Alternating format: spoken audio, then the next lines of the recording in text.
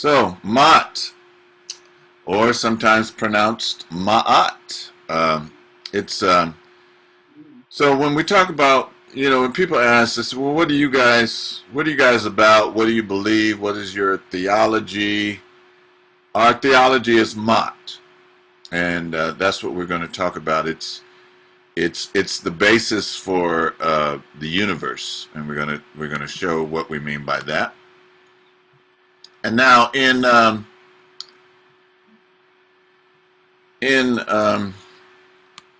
early days of Wosei, we were actually using the New International Version of the Bible, and we were a black nationalist Christian community, and we referred to Jesus as our elder brother.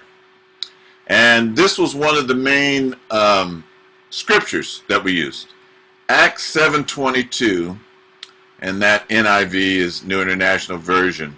Acts 7:22 says, and depending on which version you read, Moses was schooled in all the wisdom of the Egyptians. Moses was learned in all the wisdom of the Egyptians and was mighty in word and deed.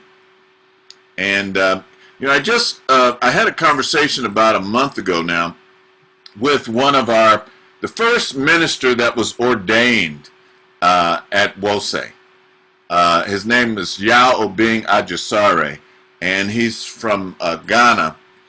And he was a Presbyterian minister when he came, and he was very schooled, as many people are from the continent, in many languages. So when we were studying the Bible, and we were, for instance, going in the New Testament, he would be reading along with us with a Greek version, and so he could explain words in Greek. And when I talked to him just a month ago, he said that he was reviewing this scripture, and it said that the words that they use, it was like Moses went to a seminary, or he really was involved in the mystery schools to learn all the wisdom of the Egyptians. So that's one of the core scriptures. And then the other one was this one, and this appeared on our worship folder. We used to have these worship folders that we would print every week. They'd be red on the outside and they'd be green on the inside. Sometimes there would be like a goldish color. And so this one refers to Wosei as well. It's the book of Nahum, that's the Old Testament, chapter 3, verse 8 through 9. It says, "Are you better than Thebes, situated on the Nile, with water around her? The river was her defense, the waters her wall. Cush and Egypt were her boundless strength. Punt and Libya were among her allies." And so we're going to talk about that word Thebes, because that's a Greek form of what the word Wosei is. And just recently, I didn't put it in here. It's not in here? Well, hold on. Oh my. I don't have it in here. Oh dear. I thought put, you get moving around in here, and I thought I put a copy of the old worship folder that we had. But be that as it may, so this is like the founding book. This is where the name Wosei comes from. Destruction of Black Civilization by Dr. Chancellor Williams. And here, this is Dr. Chancellor Williams. Later in his life, he had gone blind. And he put this book together. And I believe this book came out in, I want to say 1975, or perhaps a couple of years before. And in chapter 3, it talks about the city of 100 gates. And it says, references has been made to Thebes, and yet it may seem to be almost passing reference. Yet Thebes was the most important single city in the entire history of the black people. The whole series of lectures could be properly based on Thebes. The history of black Africa might well begin at Thebes, for this was truly the eternal city of the blacks that presented the most compelling evidence that they were the builders of the earliest civilization, Kem, later called Egypt, as well as the great civilization in the south. The foundation of Thebes, like the black state of which it was centered, goes far back in prehistory that not even a general Stone Age period can be suggested. So this is what the founders of our church, they ran across this. They were ministers in training at Allen Temple, which is one of the largest black churches in the area, and Reverend J. Alfred Smith, availed them to his library, and they picked this book out, Destruction of Black Civilization. Continuing on, it says, throughout the study of the black man's history, we find ourselves constantly misled or puzzled if we forget that periodically all the names and terms in use are not African names and terms, but Greek, Roman, Arabic, Anglo-Saxon, etc. Some of the more recent pre-European and pre-African names, however, have been recovered. One of these earlier names for Thebes was No, or the No-Amen of the Bible and ancient Hebrew writers. But the African name was Wose, and like the Greek Theobald, referred to all Upper Ethiopia or Upper Egypt. The blacks also made the distinction between Wose, the Theobald, and Noe, Thebes, the university city.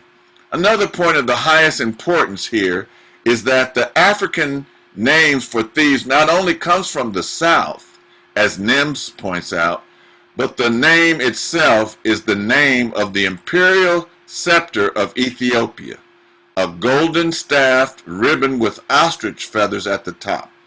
Here now is a single name that all by itself alone gives far-reaching insight into the history of the blacks. And this is why I have urged that high up on the list of research fields yet explored, there should be one devoted to the recovery of African names and their meaning. For obviously, much of the African past was rather effectively blotted out by blotting out African names along with other indices to black achievement. So why did I go into all that? Because I wanted to show you, and this here is part of ancient Wasat. Most people say Wasat, but Dr. Chancellor Williams, his interpretation was Wose, and that's what we've stuck with. But this is that staff that he's talking about. So, Baba, yes. Baba, I'm getting some kind of feedback. Are we all on mute so that because I'm getting some weird sound in the background? Anybody else hearing that? Because it's very quiet here and nothing's going on. So we can just all be on mute so that we can hear clearly. Yeah. Okay. I don't hear that, but let's Okay. let's do that. All right. All right. I hear it as well. On mute, Mama. Who else hears it? Celeste. Celeste, you hear it too? It's a buzzing like an electronic sound. Maybe that's on my computer. I hear it sounds like it's just like some sort of fan or like a refrigerator, some sort of. Yeah, that's probably on. Oh, you know what? I bet it will. Hold on. Let me just let me try something here. Thank you for pointing that out, Mama and Gina. Let me try something. I think I know why it's doing that. Please stand by. So let me eject this DVD. That might be what's doing. Let's try that.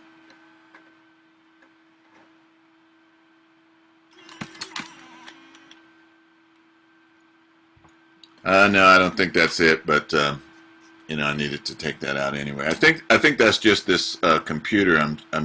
I'm sorry for that, and I think we're just going to have to suffer through. Um, Sorry about that, Angina. Right. So this up. So here's that golden staff, and these are ram-headed sphinxes that represent Amun-Ra, and they're down the aisle on each side. And when I was there in Kemet, a couple of years ago, they found some more that went from Luxor to Karnak, or Ishut to Ipet. And it's like a mile and a half of sphinxes. Okay, so can everybody see that? The Waz staff and the ostrich feather coming off from it. That's how you know that that's Wose. Now here is another way to write it. And so here's the staff again, and the ostrich feather, and then this loaf is the T, and this ideogram here represents a town or city, or you know, some type of town or city, or province.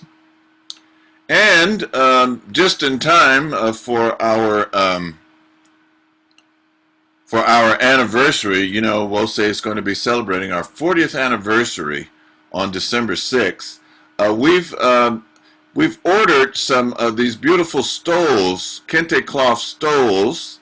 Mama Darnisha was able to get this with some of her friends in Ghana, and we put this, you know, this, and we've included the Waz staff on this stole.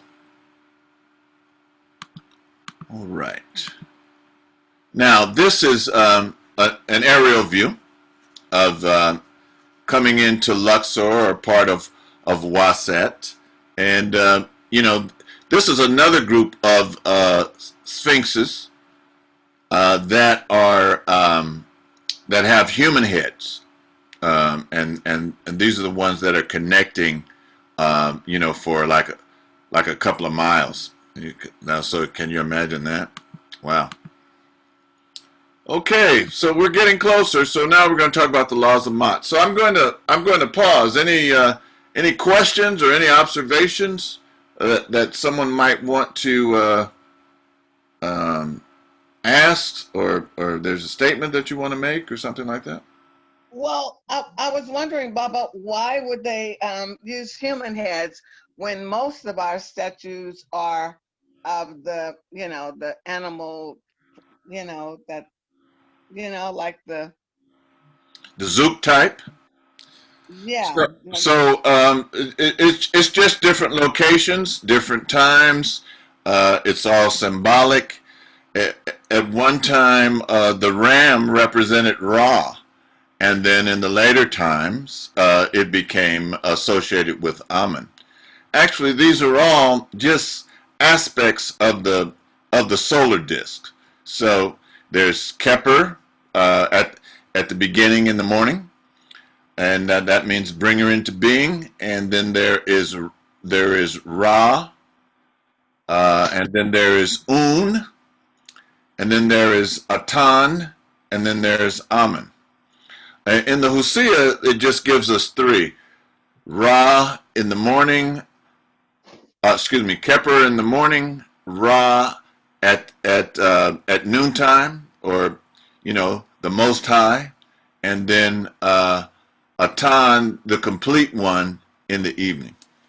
So now here, the Ten Commandments are. Excuse me. Did I answer your question? Yes, yes, yes. Okay.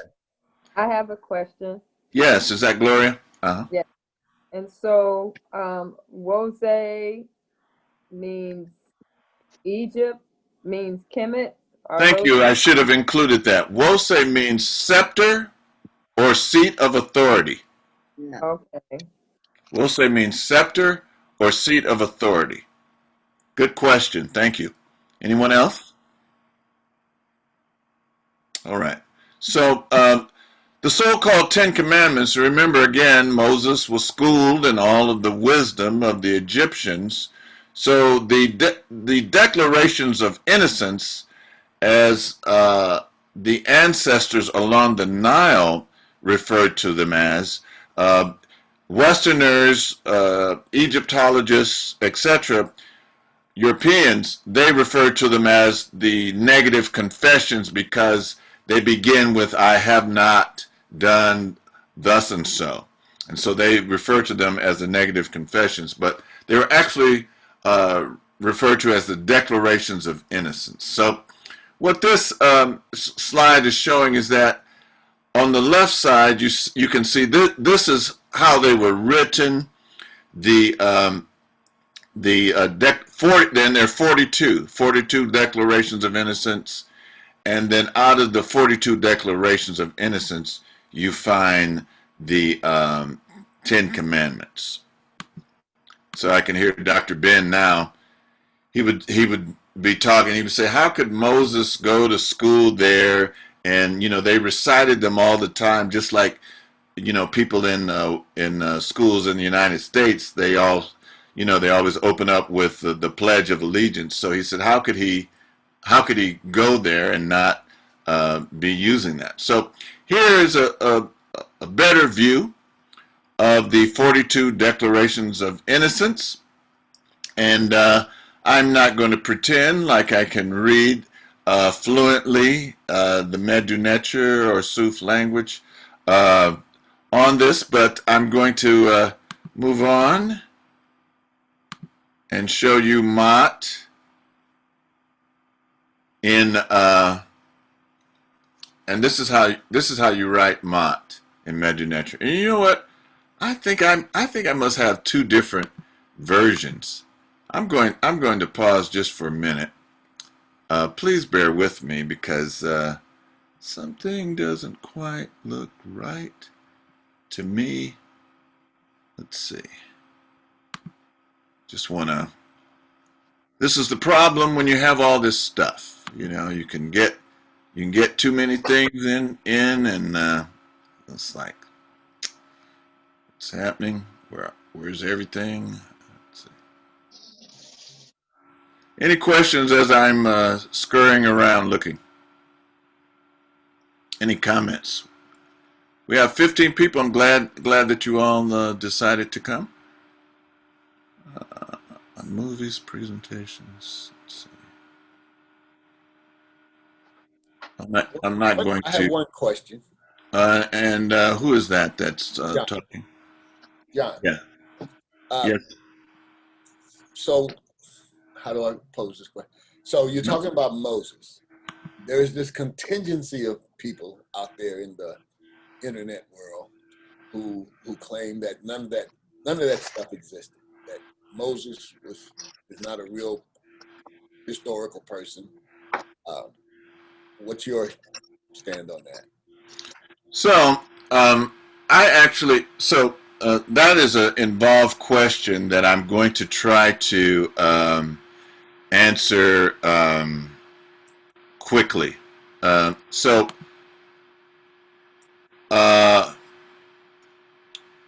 Oh, here's the one. I'm sorry, I'm in the wrong one. That's okay. I thought something was so.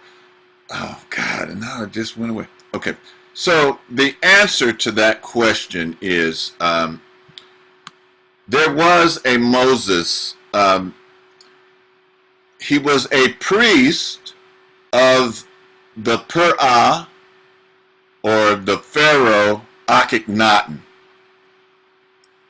And his name was Ra-Moses, and where Akhenaten's had moved the capital to, I actually got a chance to visit there, and Ra-Moses' tomb is there. It's empty. And so he was a high priest of Akhenaten. Now, Sigmund Freud wrote a book called Moses and Monotheism. Here's that old worship folder that I was looking for. That's how our worship folders used to be. Yes, Yeah, yes. and this is and this was on every worship folder. Ethiopia was her might, and Egypt too, without limits. Put and Libya were among her helpers. Nahum 3:9. So, in a historical sense, there was a Moses, and that your question actually causes me to. That's another presentation, brother. Okay. That's another presentation. Historically, it can be proven that there was a Moses, but not in the sense that it is in the biblical sense. You know, that there was a priest that led the followers of Akhenaten out of Kemet, and they were chased by the followers of Ammon. Those people were called, they were called Keperu, which became Hebrew, as time went on. So here, this is the other glyph. Again, the Waz staff and the ostrich feather. The T, this loaf is a T, and this diagram, anytime you see this diagram, this represents a city, a town, or even the country. So when you see Kemet written, you'll see this as well. All right. Sorry to get derailed, but I knew something was wrong. Yeah, there's the stole. Thank you, Darnisha. It looks great. And you've put something in the chat, I noticed, for those that want to purchase those. They are limited edition. We only ordered 80. And I think maybe 30 are spoken for. Maybe you can address that, Darnisha, if you're still here. So here, the 10 Commandments, and the 42 Declarations of Innocence, and these are them. I'm not going to go through all of them, one by one, but I've not committed sin. I've not committed robbery with violence. I've not stolen. I've not slain men and women. I've not stolen food. I've not told lies. I've not carried food away. I've not cursed. I've not closed my ears to the truth. I've not committed adultery. All of these things. I'm not deceitful. I've not stolen anyone's land. I've not been an eavesdropper. Whoa, not been an eavesdropper. I've not falsely accused anyone. I've not been angry without any reason. I've not seduced another's wife. I've not polluted myself. I've not terrorized anyone. That one should be sent to the United States of America. I've not terrorized anyone. I've not disobeyed the law. I've not been excessively angry. So there's 42 of these. Sorry, this didn't come out. I've not polluted the water. Oh, another biggie. I've not cursed anyone in thought, word, or deed. I have not placed myself on a pedestal. I was talking to one of our sisters yesterday, and I was telling her I put her and someone else up on a pedestal. But don't put yourself on a pedestal. So let other people do it. I've not stolen from or disrespected the deceased. They're robbing our graves right now. I've not taken food from a child, etc. I've not destroyed property belonging to God. And so this is how it is written in Medu Neter. And Medu Neter is, it means God's language. And Neter, we don't have time to go in, there's so many things to this. Neter is where the Greek word nature comes from. And so when we talk about the so-called gods and goddesses of ancient Kemet, what they're talking about is principles of nature. Principles of nature. So I want you to pay close attention because it's going to come up later on. These first two glyphs, this one here, this rectangular 2x4 that's cut off at an angle, and this sickle. More this rectangular one at the top. So, you know, these are important. Now, there's Maat is such a it's such a broad topic, and English is such a inadequate language for a lot of these words. So we're just going to go over these briefly. So Maat means truth, justice, law, integrity, uprightness, correctness, righteousness, steadfast, unalterable, reality, order, stability, continuity, equilibrium, balance, measurement, reciprocity. So there's this concept called Maat, and so many of you may have heard of Dr. Sebi, and his former wife, her name is Maat. She's actually continue his work in the field of nutrition and health. So Maat, just that alone means right, true, real, genuine, upright, righteous, just, authentic. And then in other disciplines around the world, it means morality, karma, dharma. You see that in the Indus Valley in yoga and different things. It also relates to the Tao in Asian, Chinese, etc. So it has all these different names. Ma, and the way that you know it's Maat is a feminine aspect, and it has a single ostrich feather in her headband. And these, of course, are the different ways that you would write it in Medu-Neter. Again, here we are. This is how you would write it if I would have asked you to write Maat.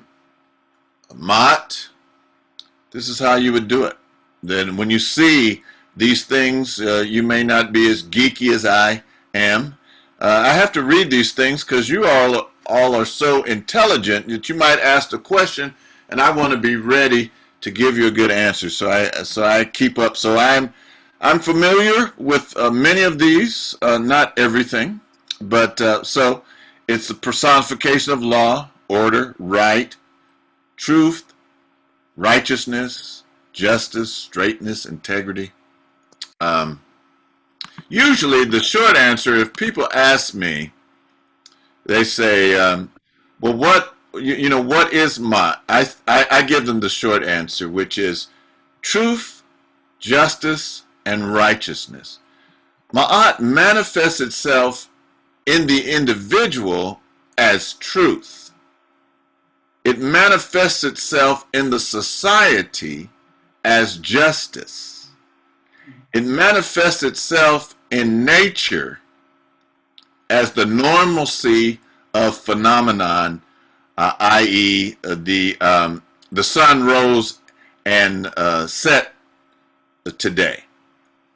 As a matter of fact, the sun orbital path, or the way the Earth is associated with the sun, is so exact and precise that you can predict 10,000 years from now what time the sun is going to rise and set on a particular day. That's how regular it is.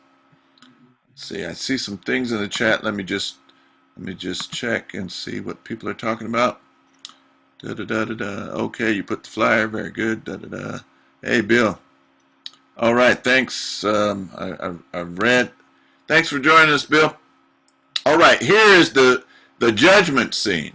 So, when I'm showing you these things, to let you know that, Judaism, Christianity, Islam, the whole judgment scene, going before the Creator and answering for your deeds begins in Kemet.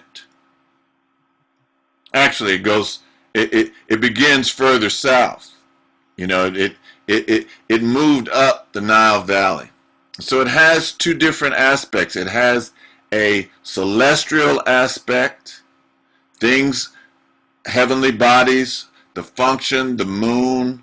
Just think about this. If the moon gets out of sync in any way, nobody could be born on planet Earth, because the moon regulates the sisters, the feminine aspect of humanity, in order to have a child. So everything has to be precise. So here we see the judgment scene. This is Ani, and he is being led by Anpu. Sometimes he's referred to as Anub. The Greek word is Anubis. And here he is. His heart is placed in this vessel on one side of the scale, and on the other side of the scale is the feather, the ostrich feather, the feather of truth. And he's reciting the Declarations of Innocence that we just showed. And if he weighs out, he's escorted by Hor or Heru, and you see Heru has the Ankh, the key to heaven. And you know, I got this from Astronomy. He says we're told that Saint Peter has the keys to heaven. Well, this is where it comes from. Here is Hor or Heru leading him to the judge Wasir, and backing Wasir up are his sisters Aset and Nebhet. And here he's sitting on this throne. This throne is the square, like the same square in Masonic order. And he's sitting on the Nile, and this lotus coming up are the four sons of Heru or Hor. So it's a very intricate thing. And then he goes before these judges up here. And in some depictions, there's 12. And Wasir makes the 13th, and this is where we get 12 jurors and a judge. Okay. All right, and so now we're going to go to stellar theology and Masonic astronomy. One of my favorite subjects. So now this book, there's several versions of this, and you can look for it. Actually, you can get a PDF copy of this book, Stellar Theology and Masonic Astronomy. It's very important. Book if you're interested in this kind of thing. So here again, in that book, it's a series of questions and answers. So one of the answers is, whence was the square as a Masonic emblem derived? And then, you know, it gives you, this explanation, and I'm going to skip some of it. It says, the square or right angle as an emblem, however, geometrical and not mechanical in its origin, and dates back to the ancient Egyptians, in whose solemn processions the solstice carried the cubic of justice, by which perpendiculars, right angles, and squares might be laid out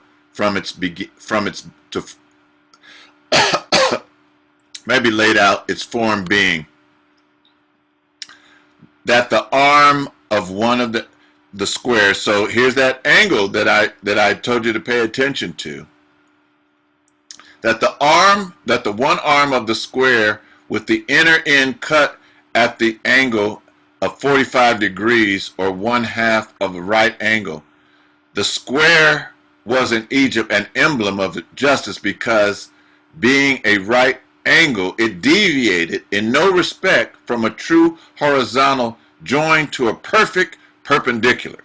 This is how people are so exact about, well, say, about Maat. The close analogy between justice and that is the perfectly upright is so obvious, in fact, as to have become universal. The terms an upright man and a just man are nearly all languages synonymous. Hence the scriptural phrases, and he gives, scriptural phrases if you're interested. Isaiah, Psalms, etc. He that walketh uprightly. It's always talking to walk uprightly. But then as we get down in here, besides this, the square was used in Egypt to determine the boundaries of each man's possessions when, as frequently happened, the landmarks were swept away by the inundation of the Nile, thus recovering to every man's his just rights. The Egyptian land measure itself was an ora, or a square containing 100 cubits. Okay, that's a little more in depth than we want to go. So, continuing on, the square or the right angle represents 90 degrees, 1/4 of a part of a circle, and has a direct allusion to the division of the ecliptic and the celestial equator into 4 equal parts, indicative of the social. I have a really hard time saying that. I know what that word is, but I have a really hard time. And equinoctial points, and the division of the year into 4 seasons. So that emblem is very important. So I started thinking, well, what is a perfect what is a perpendicular? There's 2 distinct lines intersecting each other at 90 degrees or a right angle are called perpendicular. And you've probably seen this in geometry. I wish they would have put this in geometry at first, then I would have caught on quicker. Here, A and B is perpendicular to X and Y because A and B intersect at 90-degree angles. So you see this little square in here, the 90-degree part? Well, when we look at Wasir sitting on the throne, here he is sitting on that 90-degree angle, the square. And below that square is the emblem of Maat. So the Neteru, Wasir, is sitting on Maat. And these two have weighed out, and they're able to come before the judge of the living and the dead. Again, that's Maat. That's the way you write it. Now here's a depiction of Ra in his solar boat. And here, what is he sitting on?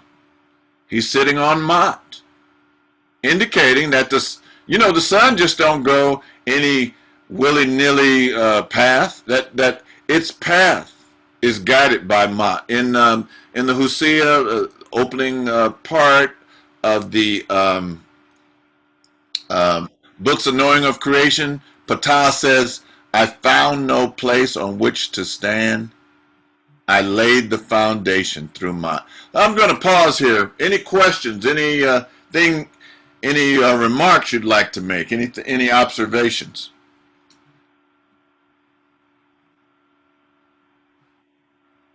Come on, I can hear you breathing out there. The name of the book again, please. I'm sorry, say again. Name of the book you just referred to. Okay, yes, let's go back.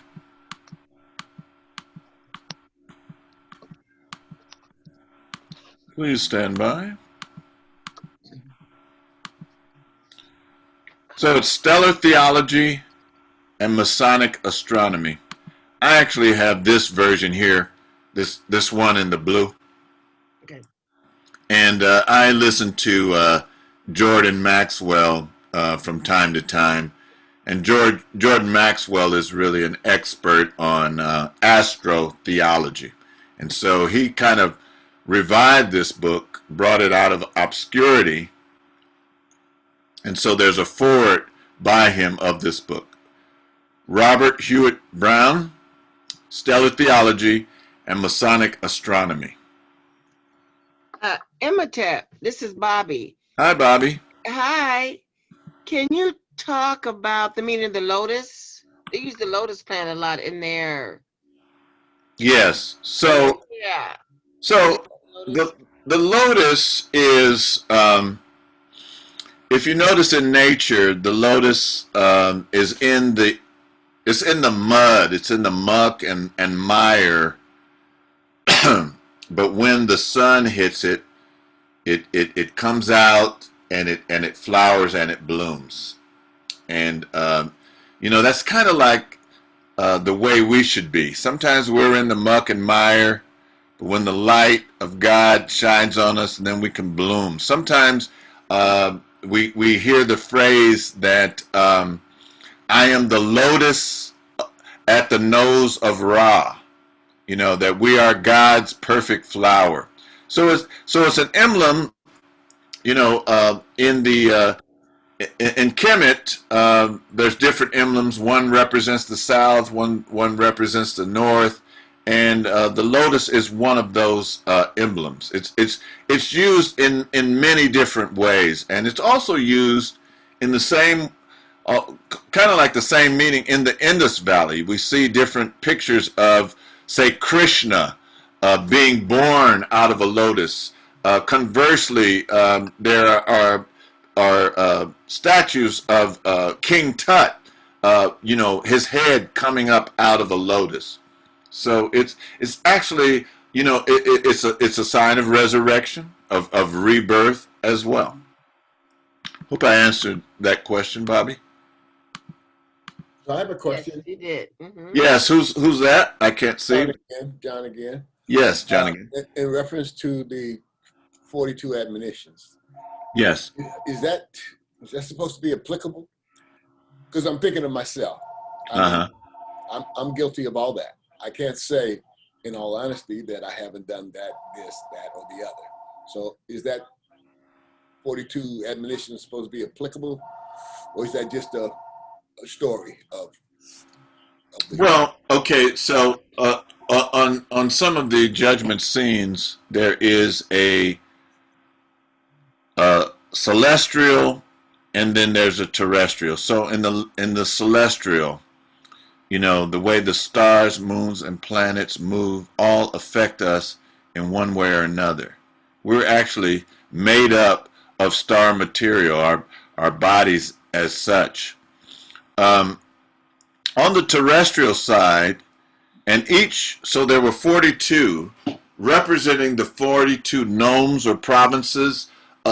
Some say, like, for instance, the indigenous wisdom keeper says that those weren't nomes or provinces, but there were 42 different tribes within the country of Kemet, and each one had they had one of those things that represented their tribe, their group, their province, their nome, as they were called.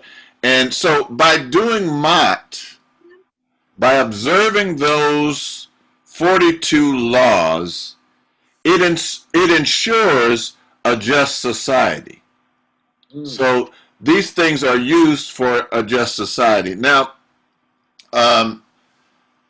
I'm not going to say, okay, you got to get your heart right, you got to do all this, but these are the laws that our people govern each other.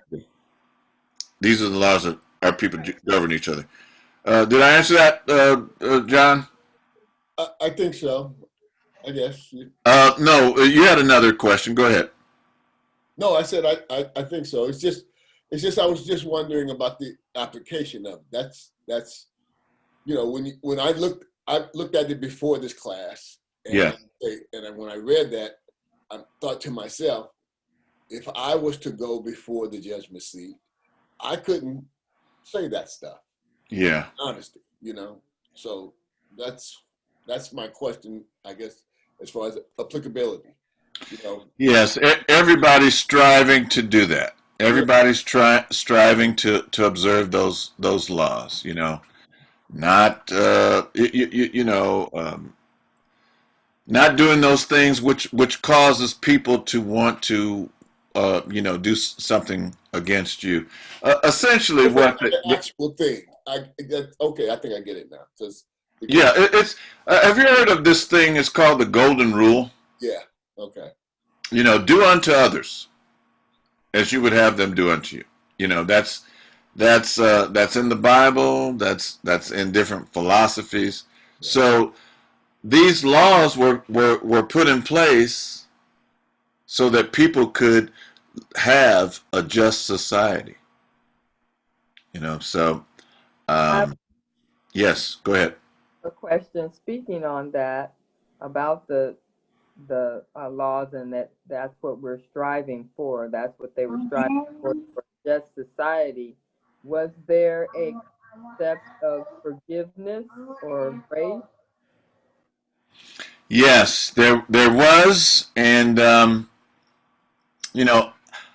I may get back to that question, Gloria. That's a good question. There was, but more than likely, it's your deeds and it's your heart. If your heart is light as the feather, you've balanced out. But if your heart isn't as light as the feather, then you'll be repeating life. Okay. Yeah. Mm-hmm. Can So, I make a comment? hey, is that Minister Makalisi also Sawandi? I think so. Go ahead, brethren. Go ahead. Oh, what I understand in terms of the declarations, that it's not to say that I've never done any of this, but it's at one point when your consciousness gets to a point and you dedicate yourself to that way of life, even after you do that, you can make a mistake. But if it's not something that you intentionally did, then you stand in place where you can be forgiven. But it's to say, I'm committed to this way of life, and I never intentionally violated any of these principles. Oh, well, well put. That we're still works in progress. We're still working on ourselves every day. Absolutely. Every day. You put it right. We're all in varying degrees of ignorance. We're all working on ourselves. So I want to continue on. Thank you, John, and thank you everyone that commented. Did somebody else had a question or comment? Well, I just wanted to interject one thing real quick, and that Who's is that? that this is Amadi. Minister Amadi. Okay. All right. Yeah. So it's sort of like we know we're not perfect, but we strive for excellence. So we're striving for excellence, and then within the narrative, which is vindication. This is the vindication process when we're going through the judgment scene. Then it is said that Maat speaks words on behalf of us, to advocate for us if based on our intentions. And then also family members and other members, that's why they did prayers, when the deceased passed on, to speak words of mercy, so that you didn't have to be perfect, but it's the intention and the love in your heart that allowed you to make it over, to be judged true of voice. So I just wanted to add that part in. Oh, wonderful, wonderful, wonderful addition. Thank you all. That's great. So I want to just again get back to, so here's Ra on his boat sitting on Maat, and he's going through the cosmos, and this glyph right here, this blue glyph down here at the bottom, that represents the sky. Pert, P, it's the consonants PT, and these oars are Hu and Sia. So the boat of Ra is guided by authoritative utterance and exceptional insight. And here we see Ra going through the various times during the sun. Okay.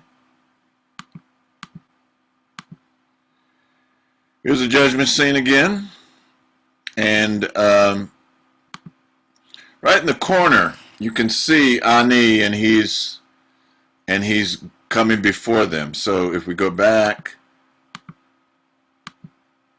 here he is in the corner, and I wanted to give you a close-up view of that.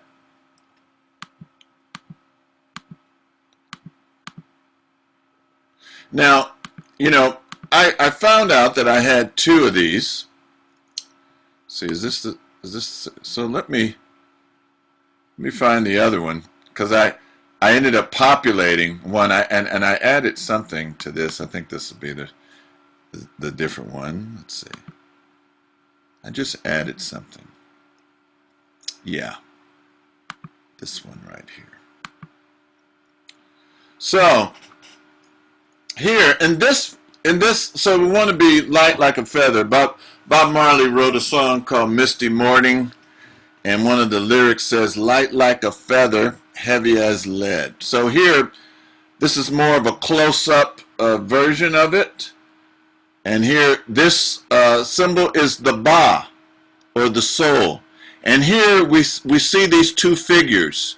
So this is the celestial and the terrestrial ladies of Maat. But one of the things that's kind of odd in this one is, and this was brought up when I was in Kemet, you see Anup looks like he's kind of like changing the scales, like he's tugging on the scales. And the thing was brought up. It said, well, look, the Hanut, or the priest, would say to the rich people, hey, you know what, I don't know if so-and-so got into heaven quite, you know, and you can come and give me offerings, and I can make sure that your relative gets into heaven. Yes, even back then, these things were happening. You know, Catholics do it. You know, different ministers, etc. And so that was brought up to our tour guide, and our tour guide responded, and he said, yes, but my deeds are my bribe. Like I don't need the priest to draw a picture. If my deeds gets me in to see the judge, gets me in to see what's here. Now, when they come before these different judges, aspects, these are just aspects of ourselves. Minister Amadi gave a wonderful presentation last week, and he was talking about the Netaru. And really, the Netaru are us. We are the Netaru. There's, 360 Netaru, 180 feminine, 180 masculine, and they have to deal with, they deal with the cognitive will, reason, emotion, earthly, heavenly, the witness, feelings, the senses, speech, comprehension, multidiscipline. They're not just Rahu, Kahuti, Tim. They're not just Shu or Tefnut, but these are actually aspects within ourselves. Within ourselves, we have utterance. Within ourselves, we have perception, etc. All right, and this is kind of like somebody did this modern version of a judgment scene. It's pretty close. Now this picture here is, we actually have a picture of this in our sanctuary in Sacramento. It was given to us by Sister Betty Davis. She has a store, it's called Culture Collection, and she gave us this big picture. It was like about $600 back when she gave it to us in the early 90s. And it's always hung on our wall. And I was talking to Brother Ray Davis one day, and he gave me a transcription and a transliteration and a translation of it. Now, I want to point out, and this is just for us geeky people, so when you're reading this, so this glyph right here, this goose and the sun disk behind it, that means that's Sa-Ra, or son of God. And but they left out, because this is a feminine, they left out the feminine, so there should be like a tea or a loaf right after this to make it feminine. All right, so this is what it says. Word said by Maat, daughter of Ra, the Holy One of Ra, the royal daughter of the great wife, Nefertari, beloved of Maat, the justified, true of voice. This is right when you go into her tomb. This is over the door. You know, so it's telling you, as Minister Ahmadi had pointed out, it's telling you that she's true of voice. Let's see, somebody said something. Indulgences. All right, yes. Okay. Any questions on that, sisters and brothers? Anyone? Have I thoroughly confused you? Is it mystifying?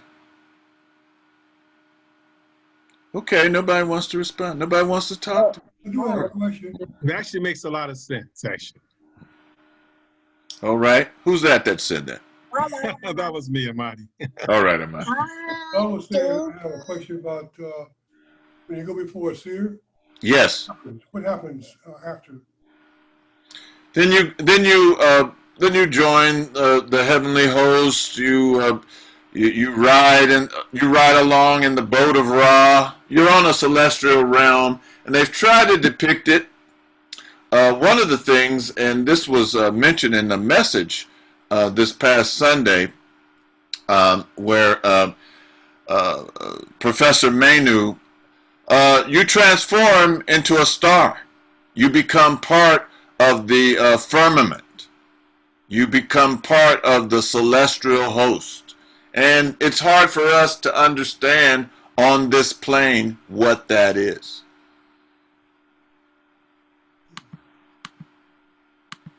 So here's Maat. She's always depicted as a feminine aspect, and you can always tell it's her because she's a feminine. You know, her locks are longer. So if it's a feminine form, the locks are longer. And you know, when they're in this position, that's signifying a Neteru. And she always has this single ostrich feather in her head. Now, this picture at the top, brother from Karesh Temple produced these. Did you do this, Minister Ahmadi, or was it another brother? No, I didn't do him. His brother, what's his name? I forgot his name. His name's not coming to my mind, but he has a whole lot of different, you know, timelines and stuff. Enoch, his name is Enoch, right? Yes. Right, Brother yes. Enoch. Brother Enoch. And just so you know, one of the things that it says is that Idris in Islam and Enoch in Hebrewism is really Imhotep. That's good to know. Yeah. So here, she's always depicted with the single ostrich feather. So that's what I'm trying to show you there. All right, and then so in 1993, I keep everything, and so I found this flyer. Dr. Obenga came to McClymonds High School. McClymonds is a famous high school to those of us that are in West Oakland because a lot of greats came out of there. Bill Russell, Frank Robinson, Jim Hines, a lot of great athletes come out of McClymonds, and it was the school at one time. Sorry, Makalisa, I know you went to Castlemont, but anyway, they were trying to revive McClymonds, and they brought in this great scholar. Everybody had been hearing about Professor Dr. Theophile Obenga because he was a protege of Sheikh Anta Diop. And so when Sheikh Anta Diop was being denied his PhD, he brought like a truckload of books to support his thesis, and the person that accompanied him was Professor Theophile Obenga. And Theophile Obenga is one of the few people that is able to decipher the Meroic text, which is a form of the Medu Neter that comes out of the Sudan. So we were there, we were very anxious and expecting to see him. ASCAC, Association of Classical African Civilization, brought him. And so when Dr. Obenga first came, if you close your eyes, you'd think you were listening to Jacques Cousteau. Now, I know I'm dating myself, those of you that are around my age. You know, we grew up watching documentaries of Jacques Cousteau going all over the world, in Calypso with his son, etc. So he had a very thick French accent, and he drew out on a blackboard 25 different dimensions of Maat. 25 different dimensions of Maat. And then Dr. Asa Hilliard put in his book, Saba, he actually put those in his book. And then I wrote that down and added some pictures, and I gave it to one of our graphic artists. His name is Court Thomas, and this is what he reproduced. So, I didn't have another picture. Okay, so Dr. Obenga was able to discover that there's 25 dimensions of Maat. There's the sacred, there's the cosmos, there's the state, there's the society, there's the human, and then there's the religious, the cosmic, the political, the social, the anthropological. So under religious and sacred, theology, cosmic myths, divine monarchy, clergy, religious anthropology, and then under cosmic dimensions of the Neteru, cosmology, the glory of the Pur'ah as the sun, etc. And so there are all these different aspects. Each city had a Neter. Each city had a Neter. And so when we get back to those Declarations of Innocence, one, and my friends that are Rasta, one of the places is called Rasta, and it'll say, "Hail Rasta," coming from, wherever that place is. I have not done thus and so. So, there's an administration, there's seasons. So all of these aspects, festivals, ethics, the kingdom of the dead, the process of becoming, the Neter takes on human form. That's you.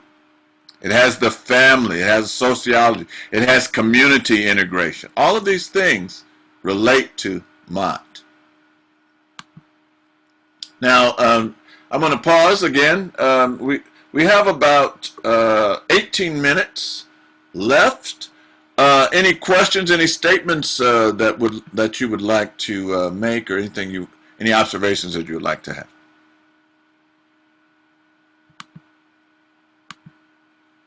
Okay. Oh, you're welcome, Asali. You're welcome. All right. Stay safe, Asata. Okay. I'm going to move on then. So now, Maat is a very voluminous subject. Dr. Maulana Karinga wrote this book on Maat, and it's about 600 or 700 pages. And in here, I thought I'd take a copy of the table of contents. Stance, tradition, difference from Egyptology, the unity and diversity of tradition. He goes into the pyramid text, the declarations of virtues, the Sabaite, the declarations of virtues, the Sabaite in the middle, the old and middle and new kingdom, goes into the coffin text, the declarations of virtue, the moral narrative, books of contemplation. So if you really just want to study this subject on an intellectual side, on a left brain side, this is a good place to start. Dr. Maulana Karinga's book. He has translations of the Declarations of Innocence. He addresses the divine ones, the potential the potentiality of power and being, the orderness of being, the continuity of being. You know, so there's a lot to Maat.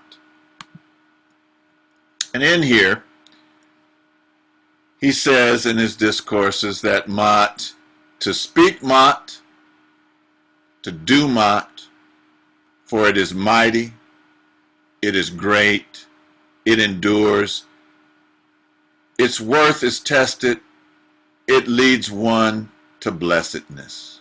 And then he has, so when you see like this, sisters and brothers, this over here to the right, this is a transliteration. So what people do is they take those glyphs and they translate them into consonants that we can understand, sort of. Like this this 3 here actually is an A. And, you know, in Medu Neter, Suf language, hieroglyphic speak, this is a transliteration here. But here, if you get into his book, and this is just in the early part of his book, he says, it expresses itself in 4 basic areas: the universal domain, the totality of ordered existence. It represents things in harmony and in place. It has the political domain, which Ma'at is justice in opposition to injustice. So groups like Black Lives Matter, or just people that we honor as ancestors when we pour libation in our family or on the national side, those are people that stood for justice in opposition to injustice. And then there's a social domain in which the focus is on right relations, duty in the context of community. You know, how you treat people. You know, do you treat others in a just way? And then it has a personal domain, the personal domain in which following the rules and principles of Maat is to realize concretely the universal order in oneself, to live in harmony with the ordered whole.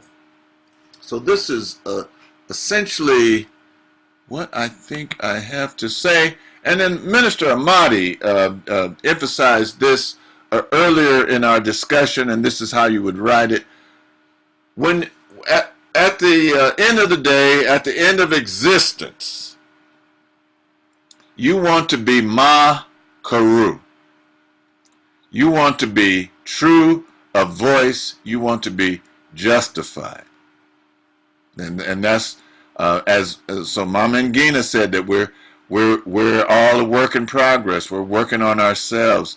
Minister Ahmadi said that we want to be Ma Karu.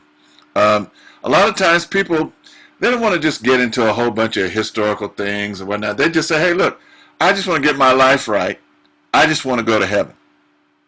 You know, that's part of the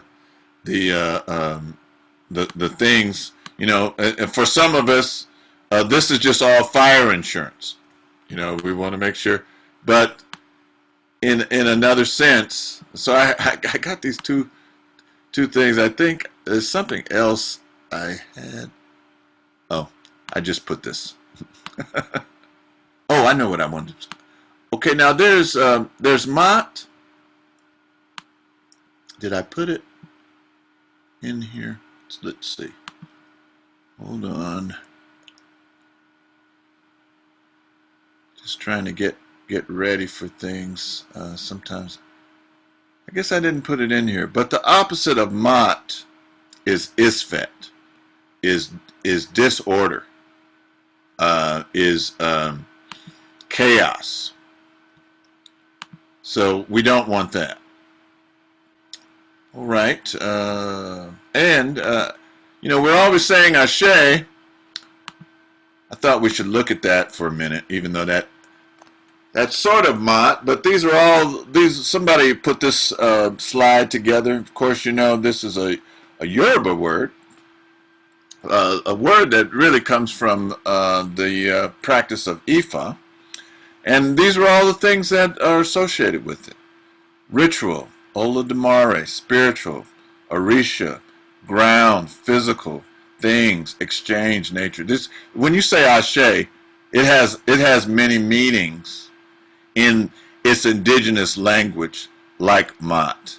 Give it strength, it's sacred, it's balance, it's sacrifice, it's material, it's spiritual, it's interdependent, it's channel, it's divine power.